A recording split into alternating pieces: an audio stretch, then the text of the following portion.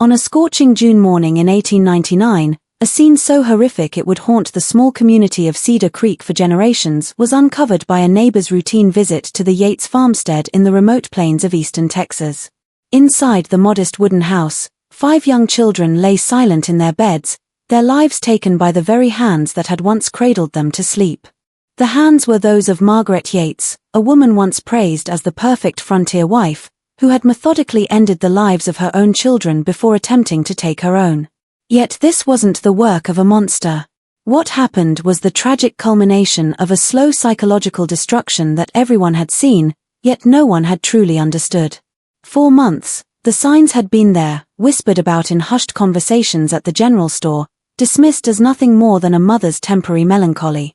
So what really drove a devoted mother to commit such an unthinkable act? The answer lies buried in the suffocating isolation of frontier life, in the crushing weight of impossible expectations, and in a community's failure to recognize the desperate cries for help that echoed through the Texas plains like wind through an empty house. Before we delve deeper into this haunting tale from the forgotten corners of Texas history, understand this: this channel isn't for everyone. It is only for those brave enough to confront the darkest chapters of American frontier life. If you're ready to uncover the truth behind stories that others dare not tell, then hit that subscribe button and let us know in the comments what state you're listening from. Here, we have a community of true mystery seekers. And if you've made it this far, it's clear you're not like most people. So now, let me take you back to that fateful summer, when the heat of the Texas sun couldn't compare to the fire of madness that consumed the Yates family. Cedar Creek, Texas in 1899 was the kind of place where everyone knew everyone else's business. And yet, somehow, the most important secrets remained hidden behind closed doors. In the endless expanse of eastern Texas, this small farming community of barely 300 souls sat like a lonely outpost, where the nearest real town was a full day's ride away. The land was harsh but honest, rewarding hard work and punishing the weak without mercy. It was exactly the kind of place that attracted men like Thomas Yates, a sturdy German immigrant who had arrived 5 years earlier with nothing but calloused hands and an unshakable belief that the American frontier would make him rich. Under the Homestead Act, Thomas had claimed 160 acres, built a modest 2-story house with his own hands, and established himself as one of the more prosperous farmers in the area. His wheat fields stretched as far as the eye could see, golden waves that danced in the endless Texas wind. But a successful farm required more than just hard work. It needed a proper wife, someone who could bear children, manage a household, and serve as a pillar of moral strength in the community. That's where Margaret Owen entered the story. At 19, by frontier standards, she was considered almost too old for marriage, but her beauty and reputation for gentleness made her a prized catch. She had grown up in Austin, where her father worked as a clerk for the state government, a comfortable middle-class life that had given her education and refinement, yet absolutely no preparation for the brutal realities of frontier farming. Desperate to secure her future before she became a permanent spinster, her parents eagerly accepted Thomas's marriage proposal after only 2 brief meetings. In the spring of 1892, the wedding took place, a simple ceremony at the small Methodist church that served Cedar Creek's scattered faithful. Looking radiant in her mother's altered wedding dress, Margaret had her auburn hair pinned up elegantly, her green eyes bright with hope and determination. The townsfolk remarked on what a handsome couple they made, Thomas with his broad shoulders and serious demeanor, and Margaret with her gentle smile and refined mannerisms that spoke of better breeding than most frontier women possessed. In those early years, Margaret seemed to embody everything a frontier wife should be. She learned to milk cows, churn butter, and tend a vegetable garden that became the envy of other wives in the area. She could preserve fruits and vegetables, mend clothes with intricate stitches, and cook meals that made Thomas the most envied husband in 3 counties. When she gave birth to their first child, William, in 1893, the other women praised her natural maternal instincts and predicted she would have a houseful of strong sons to help work the farm. And indeed, as was expected on the frontier where large families meant more hands to work the land and insurance against high childhood mortality rates, the children came regularly. After William came Sarah in 1894, then the twins James and Mary in 1896, and finally little Samuel in 1898. Each birth was celebrated by the community, each healthy child seen as proof of God's blessing on the hard-working Yates family. With the same determined perfectionism she brought to everything else, Margaret threw herself into motherhood. She made all their clothes by hand, taught them to read using the worn Bible her mother had given her as a wedding gift, and insisted on proper table manners, even in their rough frontier home. Visitors often commented on how well-behaved the Yates children were, how clean and properly dressed despite living on a working farm. But as the years passed, those same visitors began to notice subtle changes in Margaret. Where once she had been quick to laugh and eager to chat with neighbors, she grew increasingly quiet during social gatherings. Her bright smiles seemed more forced, her laughter less frequent. When asked how she was managing with 5 young children, she would always give the same response: "The Lord provides strength for all burdens," delivered with a tight smile that never quite reached her eyes. The truth was that Margaret felt increasingly trapped in a life that seemed to be slowly suffocating her. The nearest neighbor was over a mile away, and with Thomas often traveling to sell crops or buy supplies, she would go days without speaking to another adult. The children, though beloved, were constant demands on her time and energy. There were meals to prepare, clothes to wash and mend, lessons to teach, injuries to tend, and discipline to maintain, all while managing the endless household tasks that kept a frontier family fed, clothed, and sheltered. Unusual hardships were brought to the Cedar Creek area by the winter of 1897. A late freeze destroyed much of the wheat crop, followed by a summer drought that left the community struggling financially. Like many farmers, Thomas was forced to travel farther and more frequently to find work, sometimes spending weeks away helping with cattle drives or working on larger ranches. These absences left Margaret completely alone with 5 children under the age of 5, isolated on their remote farmstead with no way to call for help if emergencies arose. It was during one of these lonely periods that the first truly disturbing incident occurred. Mrs. Helen Morrison, who lived on the neighboring farm, had stopped by to check on Margaret and noticed that little Samuel, barely a year old, had been crying inconsolably for what seemed like hours. When she knocked on the door, it took several minutes for Margaret to answer, and when she finally appeared, her hair was disheveled, her dress stained, and her eyes had a wild, unfocused quality that Helen had never seen before. "Margaret, dear, is everything all right?" Helen asked, trying to peer past her into the unusually quiet house. "Of course," Margaret replied, but her voice had a strange high-pitched quality. "Everything is perfectly fine. The children are just resting." When Helen gently insisted on coming inside to help, she found the 4 older children sitting unnaturally still at the kitchen table, their faces pale and frightened. Baby Samuel was in his cradle, red-faced from crying, his diaper clearly unchanged for hours. The house, usually spotless, was in complete disarray, dishes piled in the sink, clothes scattered on the floor, and a strange sour smell that Helen couldn't identify. "Margaret, when did you last eat?" Helen asked, noting how thin and hollow-eyed her neighbor had become. Margaret stared at her for a long moment, as if trying to process the question. "Eat. The children need to eat. They're always hungry. Always needing something. I can't keep up with what they need." Helen spent the rest of the day helping Margaret clean the house and care for the children. But what disturbed her most was Margaret's behavior. She would start tasks and then abandon them halfway through, standing in the middle of the room with a confused expression as if she couldn't remember what she had been doing. She spoke to the children in a harsh, impatient tone that was completely unlike her usual gentle manner, and several times Helen caught her staring at baby Samuel with an expression that could only be described as resentment. When Thomas returned 2 days later, Helen made a point of speaking with him privately about her concerns. She tried to explain that Margaret seemed overwhelmed and might need help, perhaps a hired girl to assist with the children. Thomas listened politely, but dismissed her worries with a wave of his hand. "Women get emotional sometimes, especially after having babies," he said matter-of-factly. "Margaret's always been a bit delicate. Comes from growing up in the city. She just needs to toughen up, learn to handle things like frontier women do. She'll be fine." But Margaret wasn't fine. And the incidents began to multiply. Sarah Brennan, who ran the general store, mentioned to other women that Margaret had come in twice to buy the same supplies, seeming confused when Sarah pointed out that she had just purchased identical items the week before. During church services, several people noticed that Margaret would sometimes start crying quietly during hymns, tears streaming down her face while she stared straight ahead with an expression of profound sadness. The children's behavior began to change as well. William, the eldest at 6, started showing up at neighbors' houses asking for food, claiming his mother had forgotten to prepare meals. Little Sarah, normally a cheerful child, became withdrawn and clingy, refusing to let her mother out of her sight. The twins developed a habit of hiding under their bed whenever voices were raised in the house, and baby Samuel seemed to cry more than any child should.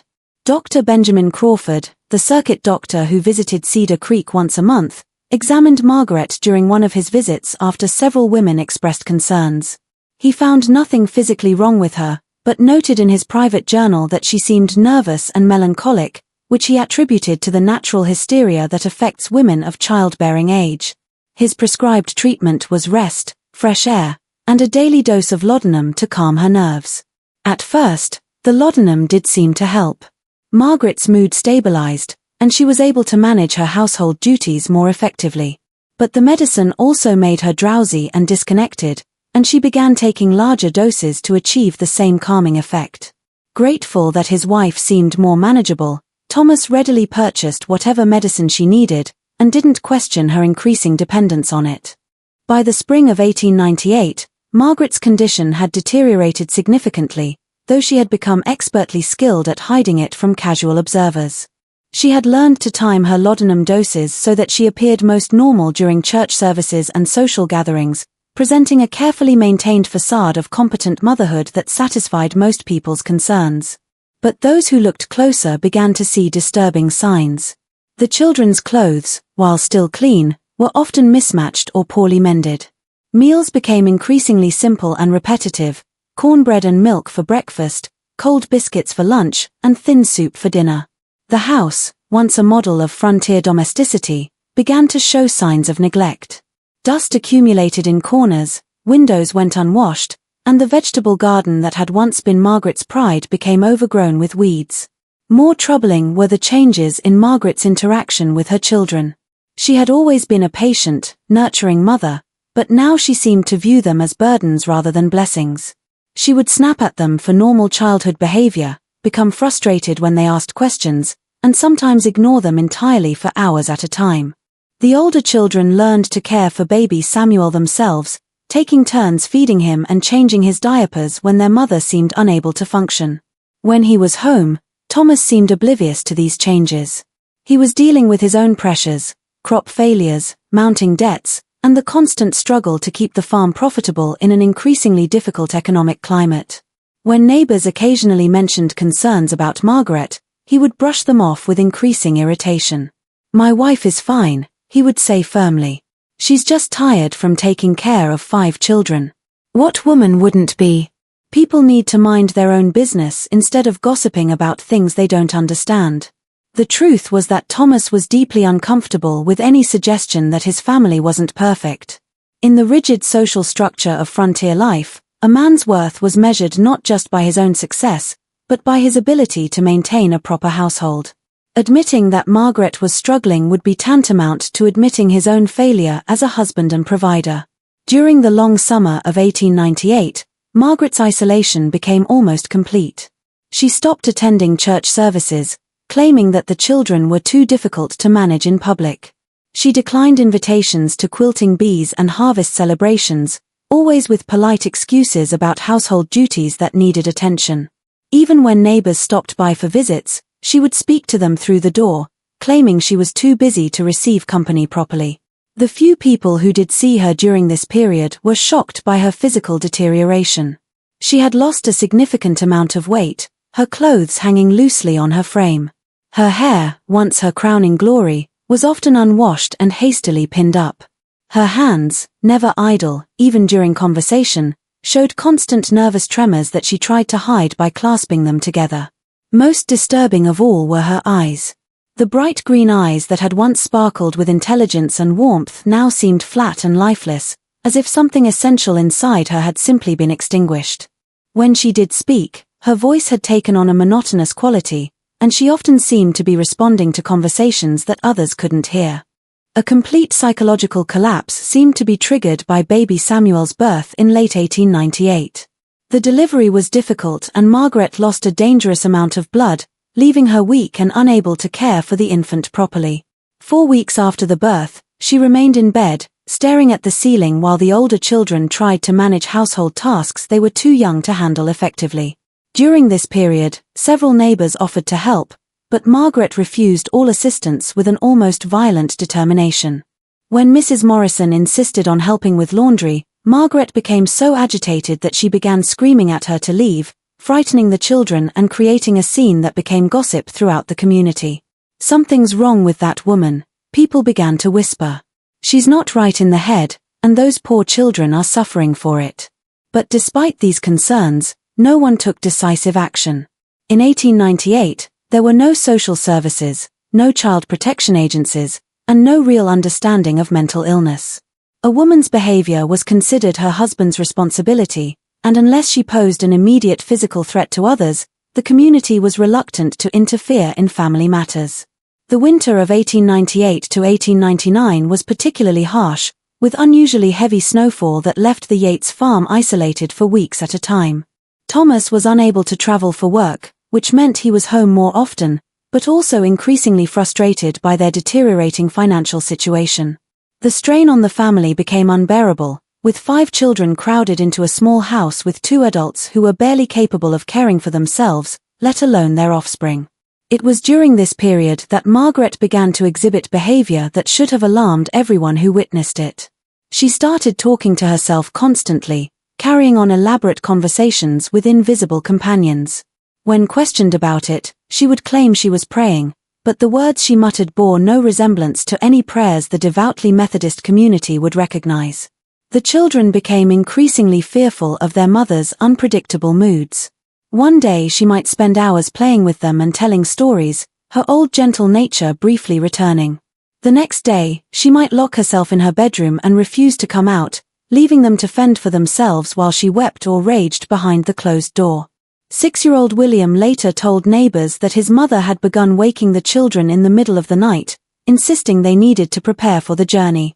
When asked what journey, she would become agitated and refuse to explain, instead forcing them to sit quietly in the kitchen while she paced the floor and muttered under her breath.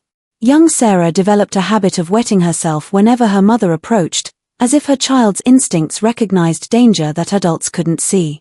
The twins, barely 3 years old, began showing signs of severe anxiety, rocking back and forth, pulling their own hair, and refusing to eat unless coaxed by their older siblings. Most ominously, Margaret's relationship with baby Samuel became increasingly disturbed. She would stare at him for hours with an expression of intense concentration, as if trying to solve some complex problem. When he cried, instead of comforting him, she would sometimes join in his wailing, creating a cacophony of misery that could be heard across the fields.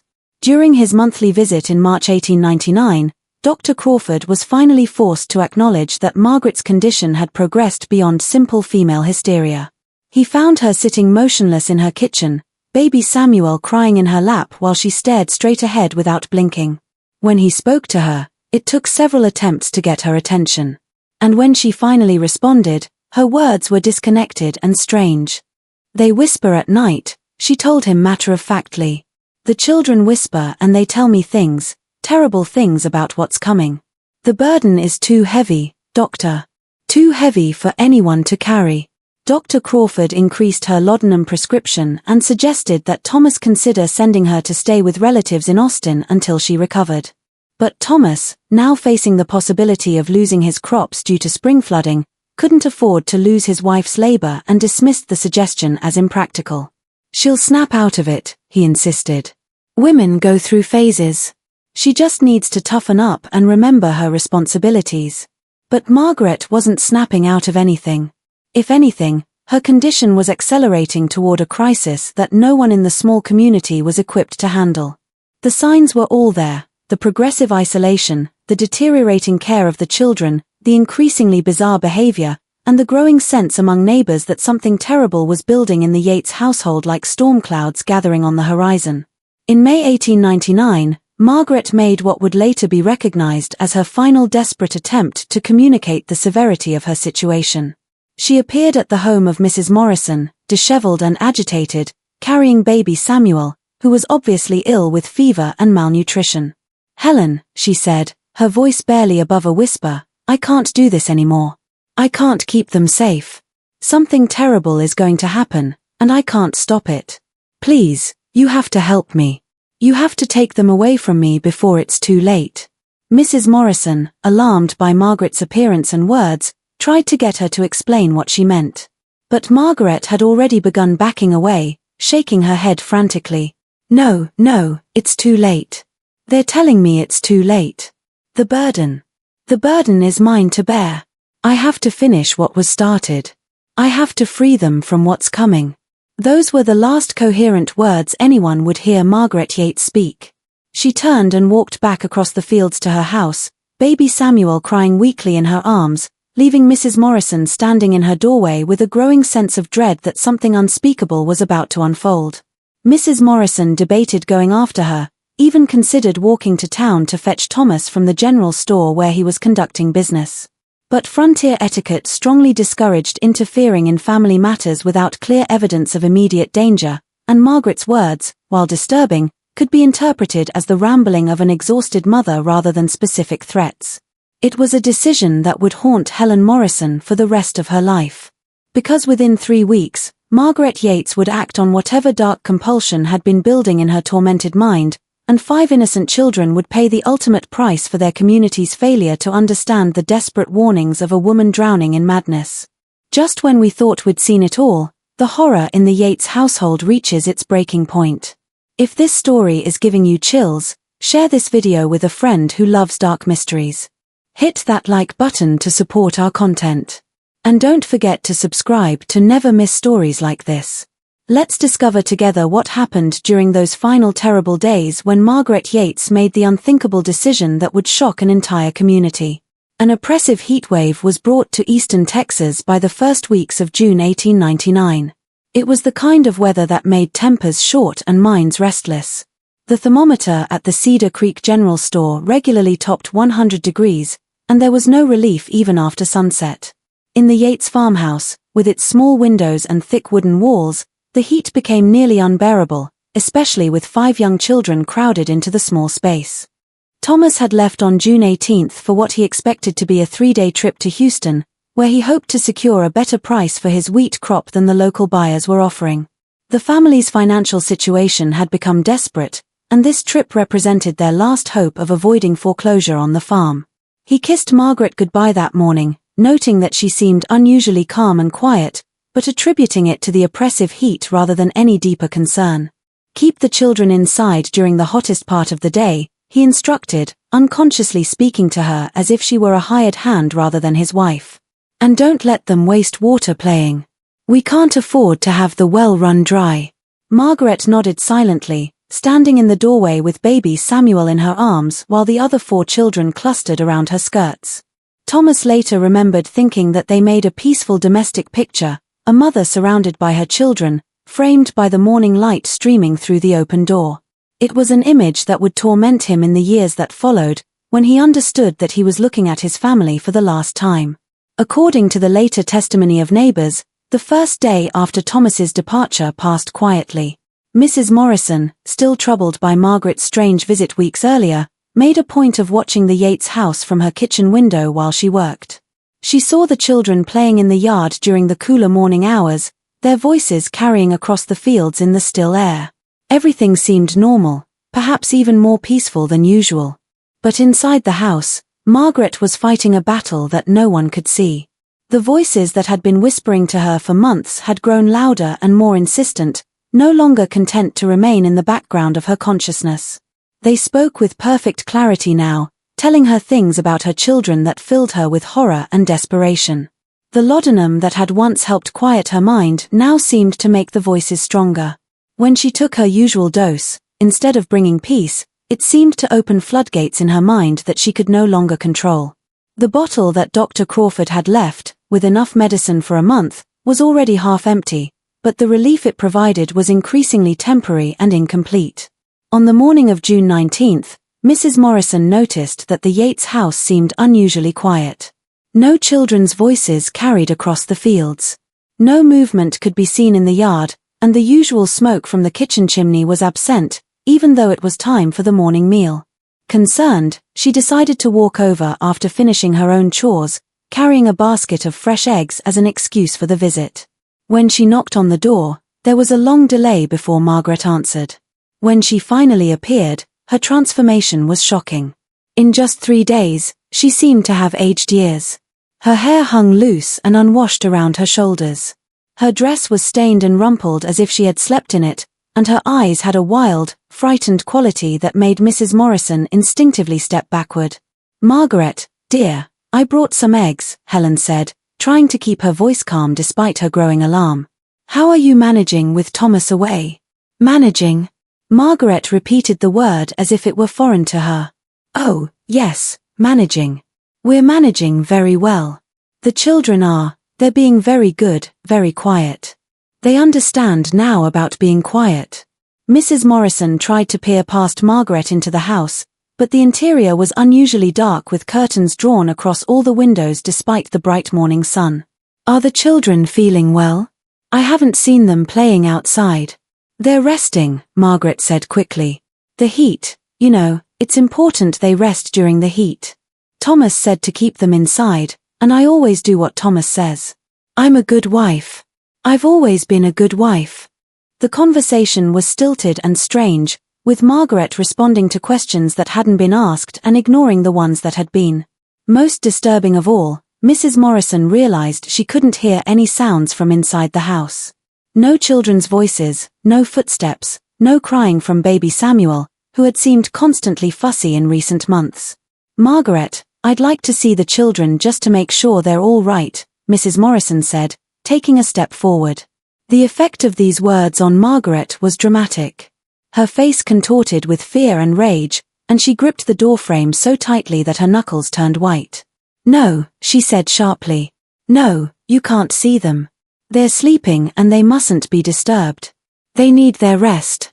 They need to be ready." "Ready for what, Margaret?"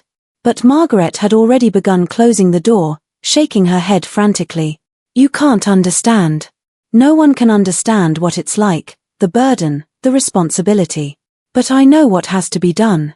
I know how to protect them." The door slammed shut, leaving Mrs. Morrison standing on the porch with a growing sense that something terrible was happening inside the house. She called out Margaret's name several times, but there was no response from within. After several minutes of indecision, she walked around the house, trying to peer through the curtained windows, but could see nothing in the dark interior. That evening, Mrs. Morrison discussed her concerns with her husband, Robert, who was reluctant to interfere in what he considered a family matter. "Margaret's always been a bit high-strung," he pointed out. "And it's natural she'd be nervous with Thomas away.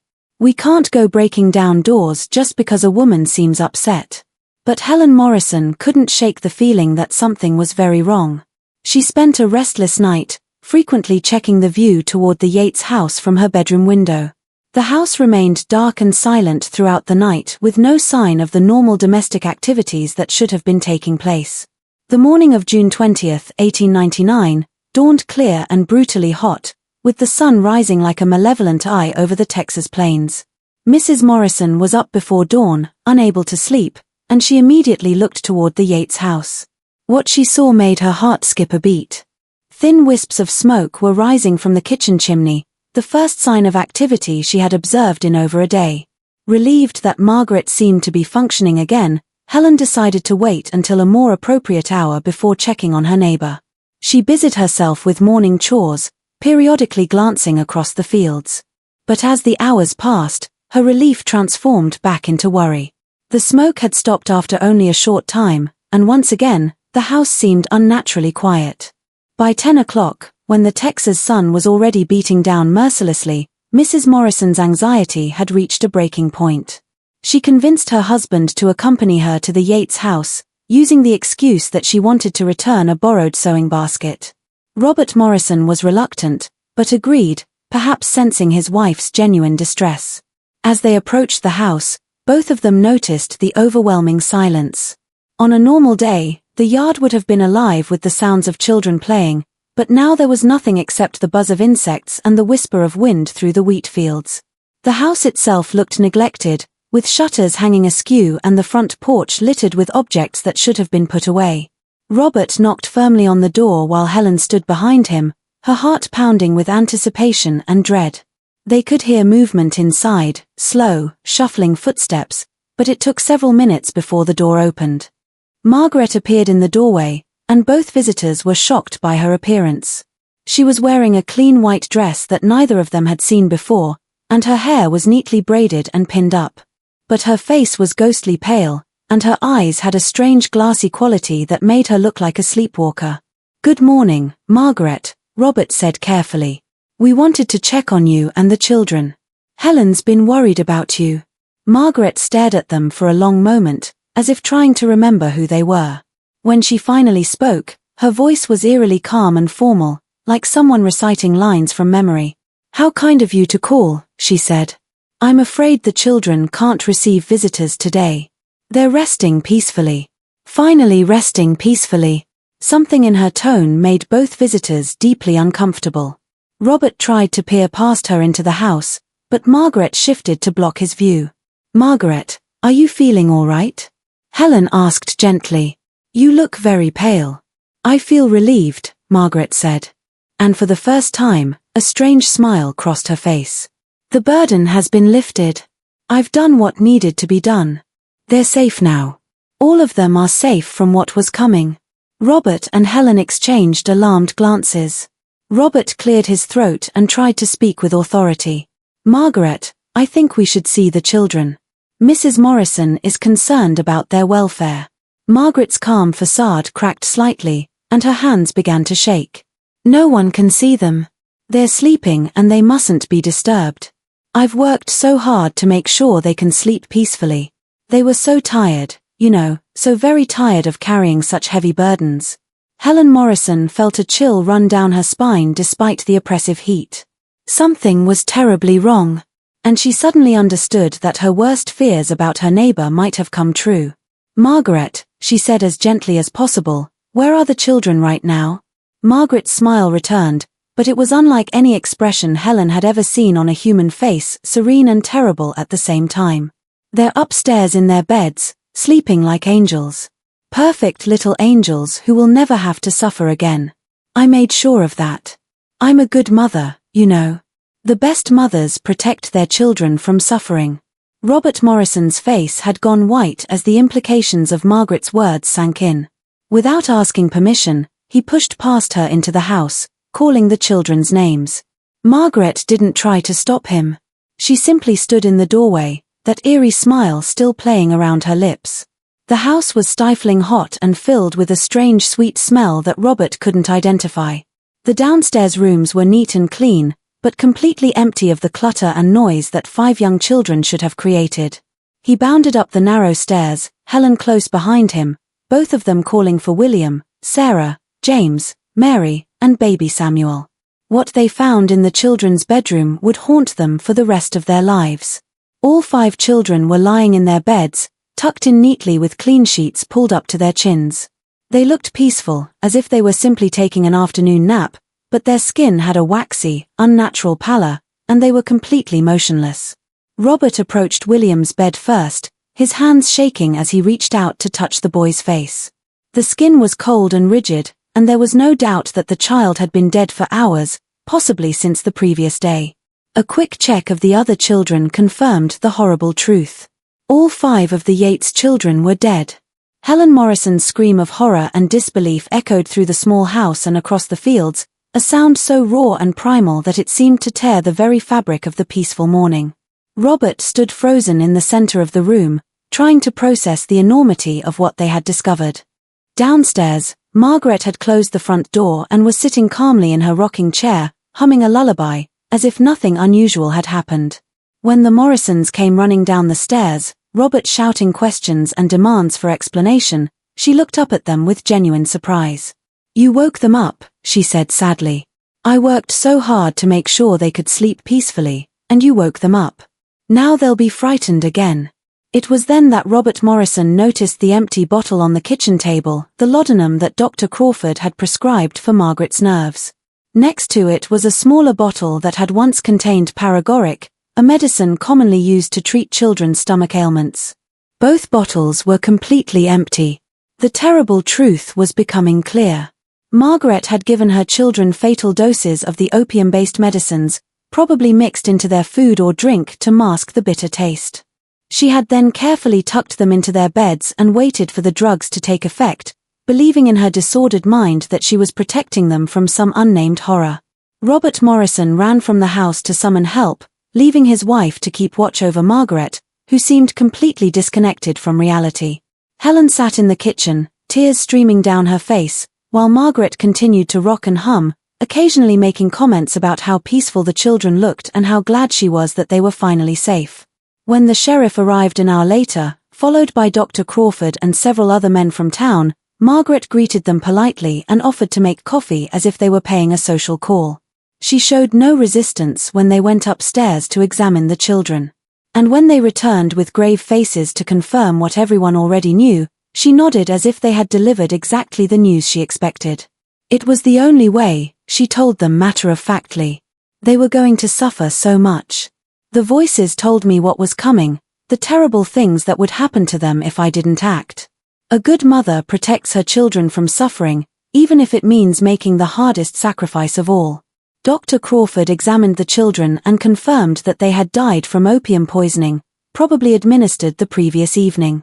The peaceful expressions on their faces suggested that they had simply fallen asleep and never awakened, unaware of what was happening to them. Thomas Yates returned from Houston that evening to find his world completely destroyed. The sheriff met him at the edge of town to break the news, but nothing could have prepared him for the sight of his 5 children lying still and silent in their beds, or his wife sitting calmly in the parlor, asking him how his business trip had gone, as if nothing had happened. The man who had left 3 days earlier as a struggling but hopeful farmer returned to find himself the sole survivor of a family that had been systematically destroyed by the very person he had trusted to protect it. Thomas collapsed beside William's bed, his anguished cries echoing through the house as the full reality of his loss finally hit him. Margaret watched her husband's breakdown with detached curiosity, occasionally offering comfort in the same tone she might use to console a child with a scraped knee. "Don't cry, Thomas," she said gently. "They're safe now. I made sure they're safe from all the terrible things that were coming. Isn't that what a good mother should do?" When Dr. Crawford attempted to question Margaret about her actions, her responses revealed the depth of her psychological deterioration. She spoke matter-of-factly about the voices that had been telling her for months that her children were in danger, describing elaborate scenarios of suffering that would befall them if she didn't act to protect them. "They told me William would grow up to be a violent man, that he would hurt people," she explained with the same calm tone she might use to discuss the weather. "And little Sarah. They said terrible things would happen to her, things that no mother could bear to imagine. The twins were going to suffer from hunger and cold. And baby Samuel. Oh, the things they said about baby Samuel were the worst of all." The voices she described seemed to be a combination of her own fears about frontier life amplified to an unbearable degree. Every real danger that frontier children faced, disease, violence, poverty, early death, had been magnified in her disturbed mind into certainties that could only be prevented by the most drastic action imaginable. Dr. Crawford's examination revealed that Margaret had been planning the murders for at least a week. She had carefully hoarded laudanum and paregoric from multiple sources, telling different people that she needed the medicines for various ailments. She had also spent considerable time preparing the children's final meal, a special supper that she had described to them as a celebration, complete with cookies and milk that she had laced with enough opium to ensure peaceful deaths. The investigation revealed other disturbing details about Margaret's final days. She had written several letters that were found hidden in her bedroom, addressed to relatives in Austin, but never sent. In these letters, she described her growing conviction that unspeakable horrors awaited her children and her determination to deliver them to God's protection before these tragedies could occur. One letter, written to her mother, was particularly chilling in its matter-of-fact description of her intentions. "Dearest mother, by the time you might have received this letter, I will have completed the most difficult task that any mother has ever been called upon to perform. Do not mourn for the children, for they are beyond the reach of suffering now. I have given them the greatest gift any mother can give, eternal peace and safety in the arms of the Lord. The community's reaction to the tragedy was complex and troubling. While everyone expressed horror at the deaths of 5 innocent children, there was also a disturbing undercurrent of relief that the problem of Margaret's difficult behavior had finally been resolved, even in such a terrible way. Several people admitted privately that they had known something was seriously wrong, but had felt powerless to intervene in what was considered a private family matter. Mrs. Morrison, tormented by guilt over her failure to act on her suspicions, spent hours being questioned by authorities about Margaret's behavior in the weeks leading up to the murders. Her detailed accounts revealed a pattern of warning signs that, in retrospect, seemed to point clearly toward the approaching tragedy. She kept talking about protecting the children, Helen told the sheriff through her tears. But I thought she meant protecting them from normal dangers, wild animals, accidents, illness. I never imagined she meant protecting them from life itself. The legal proceedings that followed were swift and conclusive. Margaret was declared mentally incompetent to stand trial and was committed to the state lunatic asylum in Austin, where she would spend the rest of her life. She never expressed remorse for her actions, maintaining until her death 15 years later that she had done the right thing and that her children were better off dead than facing the horrors that life would have brought them. Thomas Yates sold the farm and left Cedar Creek immediately after the funerals, unable to bear living in the place where his family had been destroyed. He was never seen in the area again, though rumors persisted for years that he had changed his name and started a new life somewhere in the Western Territories, trying to escape the memories of that terrible summer. The Yates house stood empty for several years before being torn down by the county. Local residents claimed it was haunted, reporting strange sounds and lights in the windows during the long Texas nights. Whether these phenomena were real or simply the product of guilty consciences and traumatized memories, no one was ever brave enough to investigate. The Yates family tragedy raised uncomfortable questions about frontier life that the community of Cedar Creek was reluctant to address. How many other women were struggling with similar psychological pressures in isolation, with no support system and no understanding of mental illness? How many warning signs were being ignored or misinterpreted throughout the scattered farming communities of the American frontier? Deeply affected by his failure to recognize the severity of Margaret's condition, Dr. Crawford began studying what little was known about mental illness in women. He discovered that cases similar to Margaret's were more common than anyone wanted to admit, particularly in isolated frontier communities where women were expected to manage impossible burdens with no help or understanding. In his private papers, discovered after his death, Dr. Crawford wrote extensively about the Yates case and its implications. We have created a society that places impossible demands on women, particularly mothers, and then acts surprised when some of them break under the pressure. Margaret Yates was not born a killer. She was created by circumstances that would have challenged the sanity of any human being. The tragedy also highlighted the dangerous lack of understanding about mental illness in the 19th century. Margaret's obvious symptoms of severe depression and psychosis had been dismissed as female hysteria or nervous exhaustion, conditions that were treated with ineffective remedies and moral judgments rather than genuine medical intervention. Perhaps most disturbing of all was the realization that the community had failed these children not through malice, but through willful blindness. The signs of Margaret's deteriorating mental state had been visible to many people, but the social norms of the time made it nearly impossible for anyone to take effective action. The story of the Yates family murders became a cautionary tale that was whispered about in farming communities throughout Texas for generations. Parents used it to teach their children about the importance of looking out for neighbors, and communities began to develop informal support systems for isolated families. But the deeper lessons of the tragedy about the crushing pressures placed on frontier women, the dangers of untreated mental illness, and the responsibility of communities to protect their most vulnerable members were largely ignored. It would be many decades before American society began to understand the complex factors that could drive a loving mother to commit such an unthinkable act. The 5 Yates children were buried in the Cedar Creek Cemetery in a small plot that Thomas purchased before leaving town forever. Their headstones bear simple inscriptions with their names and dates of birth and death, but nothing that hints at the terrible circumstances of their passing. Over the years, The graves have become a place of pilgrimage for people fascinated by the darker aspects of frontier history, though most visitors leave more disturbed than satisfied by their encounter with this tangible reminder of tragedy. Local historians have documented several other cases from the same era involving women who committed violence against their own families under similar circumstances, suggesting that the Yates tragedy was not an isolated incident, but part of a larger pattern of psychological breakdown among frontier women. These cases, while less well documented, paint a picture of an epidemic of mental illness that was ignored, misunderstood, and ultimately fatal for numerous families. The medical journals of the period contain scattered references to what doctors called prairie madness or frontier fever, terms used to describe the psychological breakdown that seemed to affect women living in isolated circumstances. But these conditions were typically attributed to moral weakness or female fragility rather than recognized as legitimate mental health crises requiring proper treatment. Margaret Yates spent her remaining years in the Austin Asylum, where she was recorded as a model patient who caused no trouble and seemed to live in a world entirely separate from reality.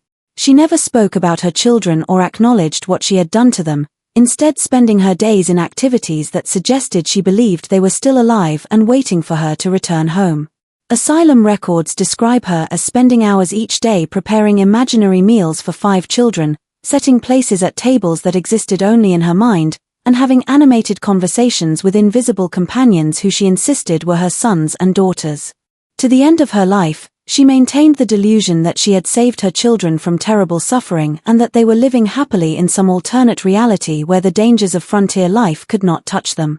The Yates family murders represent one of the darkest chapters in the history of American frontier settlement, a stark reminder that the romanticized vision of pioneering life often concealed brutal realities that destroyed families and shattered communities.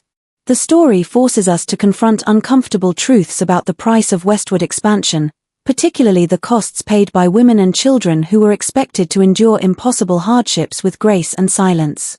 Margaret Yates was not a monster, despite the monstrous nature of her final acts. She was a woman who was failed by every system that should have protected her and her children, medical, social, and familial. Her tragedy illuminates the dangerous gaps in understanding and support that characterized frontier society, gaps that proved fatal for 5 innocent children who deserved better from the adults responsible for their welfare. The fact that warning signs were visible for months before the murders makes the tragedy even more heartbreaking.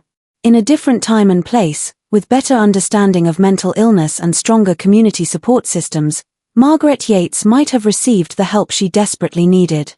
Her children might have grown up to live full lives, contributing to the building of the American West rather than becoming victims of its harshest realities. But perhaps the most chilling aspect of the Yates story is how easily it could have been prevented, and how many similar tragedies might have occurred in the isolated farmsteads and frontier settlements where families struggled alone against overwhelming odds. The silence of the Texas plains holds many secrets, and not all of them are as well documented as the fate of the Yates family. This mystery shows us the deadly consequences of isolation, untreated mental illness, and a society's failure to protect its most vulnerable members. What do you think of this story? Do you believe everything was revealed, or are there darker secrets still buried in the Texas soil? The frontier was a place where people could disappear without a trace, where families could be destroyed without anyone noticing until it was far too late. Leave your thoughts in the comments below. Do you think there were other cases like this that were never discovered? How many other Margaret Yates were out there, struggling in silence until they reached their breaking point? If you found this tale as haunting as we did, subscribe to our channel for more untold stories from America's darkest chapters. Hit that notification bell so you never miss our investigations into the mysteries that others dare not explore, and share this video with someone brave enough to confront these uncomfortable truths about our nation's past. Until next time, remember that the most terrifying monsters are often the ones created by the very society that claims to protect us. See you in the next dark corner of American history.